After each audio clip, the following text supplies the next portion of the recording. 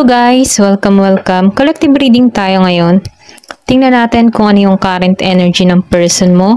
Be open-minded po, hindi po halos lahat makaresonate kaya piliin nyo na lamang.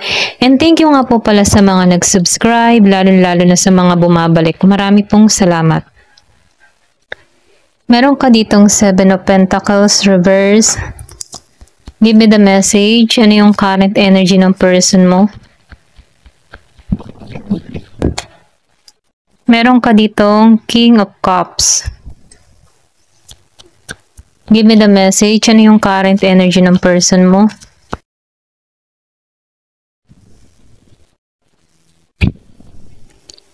Meron ka ditong Ace of Cups.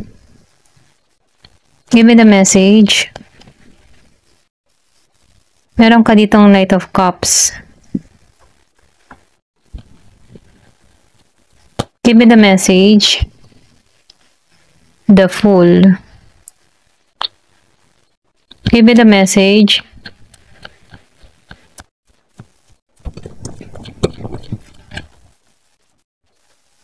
Ten of Cups. Nine of Pentacles. Give me the message.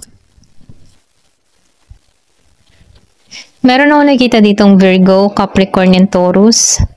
Meron ditong Scorpio, Cancer, and Pisces. Gemini, Aquarius, and Libra. Okay?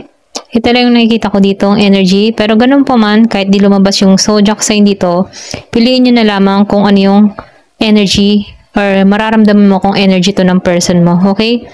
So, nakikitaan ko dito, no?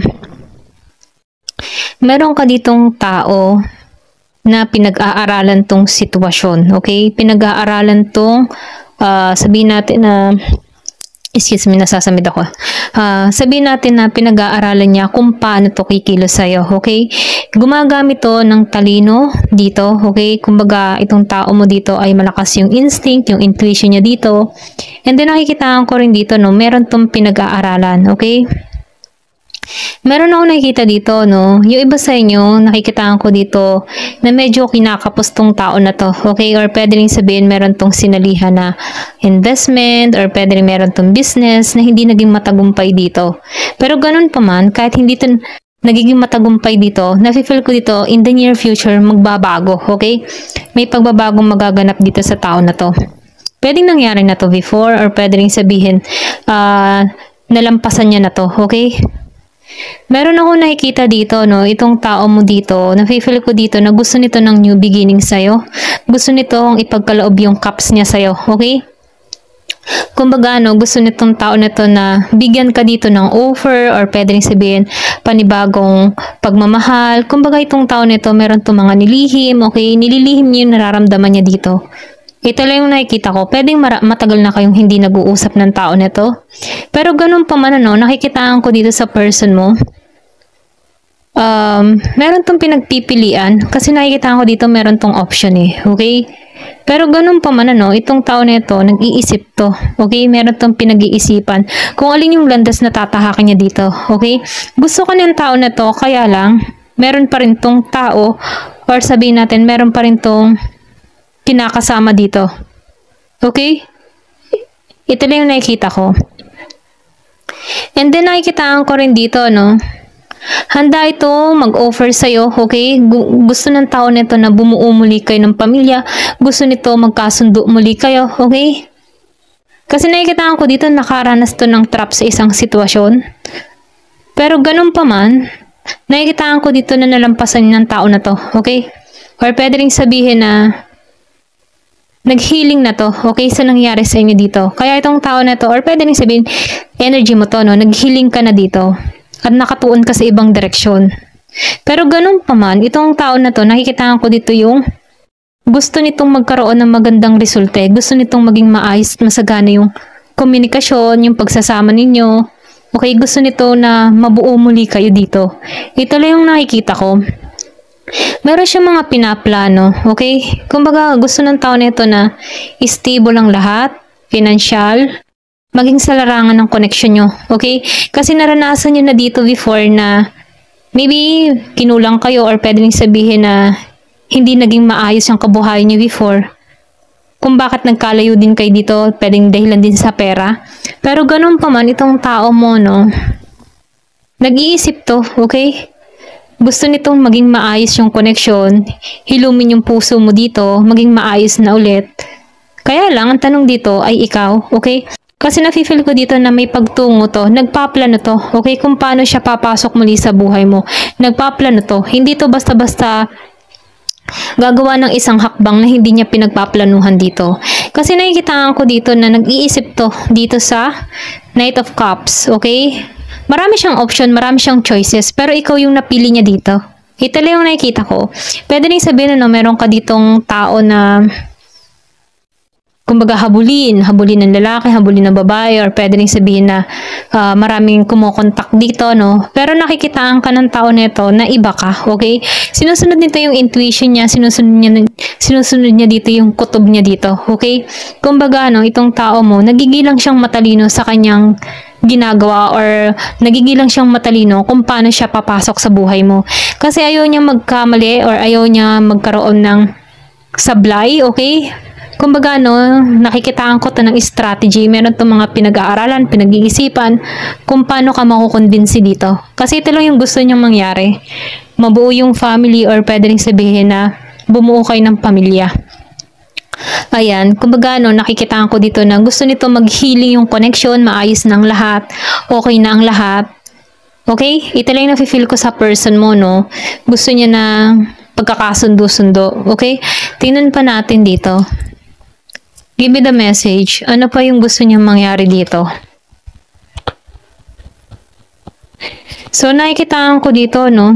Gusto niyang bumawi dito.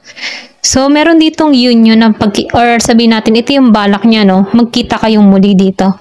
Ito yung pinagpaplanuhan niya kung paano siya papasok sa buhay mo. Kung paano yung magiging reaction mo sa kanya. Okay? Nagpaplano to na bigyan ka ng offer or pwede rin sabihin na proposal or pwede rin sabihin na, excuse me, gusto nitong maging matagumpay yung connection. Kung madalas na makita yung 11-11, nagpapahiwatig ito na merong mangyayari or magaganap or meron ditong sorpresa na biglaan. Okay? Hindi mo to inaasahan. Then lumabas ang temperance. So, nakikitaan ko dito, no, hindi lumawak yung samahan ninyo ng tao na to. Okay? Parang bitin. Okay? Kumbaga, hindi nagpatuloy, hindi lumago. So, may bitin. Okay? Kumbaga, nabitin mo tong tao na to or pwede rin binitin ka ng tao na to, no? Ito lang yung nakikita ko. Give it a message. So, meron ditong 3 of Swords. So, nakikitaan ko dito, no, yung pagkawala nyo sa bawat isa or pwede rin sabihin na once na tumungo tong tao na to, pwedeng hindi mo to pansinin or pwede rin hindi mo to pagtuunan, ano, okay? Deadmahin mo to. Pwedeng masaktan tong tao na to, okay? Ito lang nakikita ko dito kasi dito ito yung plano niya. Pero, ito yung kinakaharap niya. Okay? Pwede siyang masaktan dito sa gagawin niya para sa'yo. Kasi, maybe naka-moving on ka na or pwede rin sabihin hindi mo na ito mapatawad. Okay? Kumbaga, no, ito lang yung mga gusto niyang mangyari. Pero, dito sa 3 of Swords, pwedeng masaktan siya dito. Okay? Knave of Cups. So, nakikitaan ko dito, no? Wala kang idea or wala kang, alam mo yon tipo na wala kang idea para sa tao na to or hindi mo to iniisip na magbabalik sa'yo, okay? Kumbaga, no, wala ka nang nararamdaman dito, okay? Ito lang yung nakikita ko, no? Kumbaga, nawalan ka na ng pagkagusto o amor dito sa tao na to. Ito lang nafe-feel ko, no? Kasi dito, parang binaliwala mo na rin to eh. Or pwede rin binaliwala mo na rin yung nararamdaman mo sa tao na to. Pwedeng mahabang panahon na wala na kayong usap ng tao na to. Ito lang yung nakikita ko. Yung iba sa inyo, 4 years, 4 months, okay? Then, meron din dito na 2 years, 2 months, okay? Or pwede rin sabihin na nagkaroon kayo dito ng separation na biglaan, okay? Kumbaga, no, pwedeng inabandon na ka nito or pwede rin naman nilagay ka nito sa third party. Ito lang nakikita ko. Kaya, meron kang dahilan kung bakit nawawalan ka ng nararamdaman dito. Kung ano man yung reason ng tao nito kung paano ka nasaktan dito, nafe-feel ko dito na mabigat yung iniwan ng tao nito kung bakit nagiging kang matigas dito. Okay? Ito yung gusto niya mangyari dito, magkita kayo, maging maayos, pero hindi to lalawak. Kasi pwede ring ikat mo to or pwede ring sabihin, masaktan tong tao na to sa'yo. Okay? Ito lang yung nakikita ko. Kasi lumabas agad ang Three of Swords, so meron ditong pain or pwedeng hindi magkaroon ng magandang resulta dito. Kung halimbawa, ikaw, ayaw mo na dito sa tao na to at biglang magpapakita sa'yo, pwedeng hindi mo to tanggapin. Okay? Ito lang nakikita ko kasi nawawala na yung nararamdaman mo sa tao na to. Ito lang yung nakikita ko. Two of Swords. Kasi nakikitaan ko dito na nakahanap ka ng paraan para maalisan to. Or pwede rin sabihin, nahanap mo muli yung sarili mo. Okay? Kaya itong tao na to, hindi mo to pinagtutuunan ng pansin. Okay? Ito lang nakikita ko. Tingnan pa natin dito, no? Give me the message. Ano pa yung karagdagang impormasyon? Meron ka ditong Gemini, Aquarius, and Libra. Malakas ang Gemini, Aquarius, and Libra. And then, dun sa iba naman, Aries, Leo, Sagittarius. Ganun pa man, depende sa'yo kung tatanggapin mo tong tao na to. Yung iba sa inyo, hindi tatanggapin. Ito lang yung nakifeel ko. Kasi nakikitaan ko dito na naibalik mo muli yung sarili mo. Nahanap mo muli yung sarili mo. Okay? Kumbaga, no, nakikitaan ko dito na ibalik mo yung confident. Pero ganun pa man, nakikitaan ko dito na meron ditong third party na involved sa connection nyo. Okay? Kumbaga, meron ka ditong tao na natukso sa iba. Ayan. Meron tukso na namagitan. Okay? Kung bakit nasira kayo, pwedeng nasaktan ka dito na kung saan dito mo pinararamdam sa tao na to yung naranasan mong sakit. Okay? Hindi mo to pinagtutuunan ng pansin. Hindi mo to kumbaga isinasa walang bahala mo na lang tong tao na to. Ito lang yung nakikita ko. Ship. So, nakikitaan ko dito, cutting ties. Kinat mo na to. Okay? Kumbaga, tinanggal mo na yung ugnayan nyo ng tao na ito. Kumbaga, nakikitaan ko dito na nag-moving on ka. Kaya, ayaw mo na dito, nahanap mo yung sarili mo. Nag-moving on ka dito. Ito lang yung nakifeel ko sa'yo. Give me the message.